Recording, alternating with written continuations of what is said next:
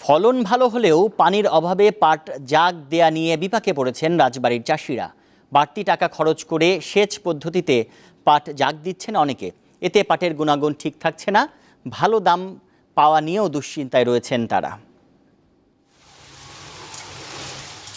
পাট উৎপাদনে দেশের শীর্ষ অবস্থানে রাজবাড়ী। তবে এবার খাল বিল ও জলাশয়ে পানি না থাকায় পাট জাগ দিতে পারছেন না চাষিরা। দূরের জলাশয়ে নিয়ে পাট জাগ দেওয়া হলেও পানি কম থাকায় কাঙ্ক্ষিত রং আসছে না।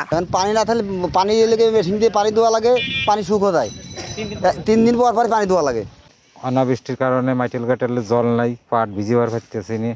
উপায় না পেয়ে সেচ পদ্ধতিতে পাট জাগ দিতে গিয়ে গুনতে হচ্ছে বাড়তি টাকা। খরচ বেড়ে যাওয়ায় আশানুরূপ দাম পাওয়া নিয়েও আছে শঙ্কা। 7 পাইপের পাট বুনছি 10,000 11,000 করে খরচ আমাদের ভাঙতে। আমাদের পাট এইবার যে খরচ তাতে পাট বেচে কিনে সব কামলা দিতেই শেষ। পাটের যে টাকা ধুয়ে আমরা বাজারে বিক্রি করব তার চেয়ে প্রায় পাখিতে 2,000 টাকা আমাদের খরচ বেশি হবে। 800 টাকা করে পরে পাট দোয়াইতেছি। পাট দই মাত্র 150 160 আর কি। আমাদের পাটের চাষ করা তো প্রচুর লস। 800-900 টাকা পোয়েতের দাম।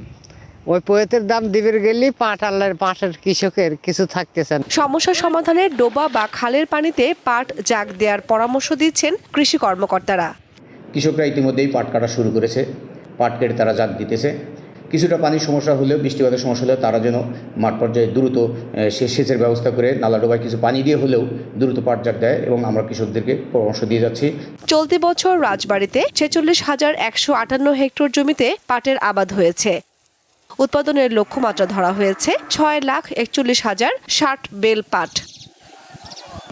দীপ্ত বার্তা কক্ষ।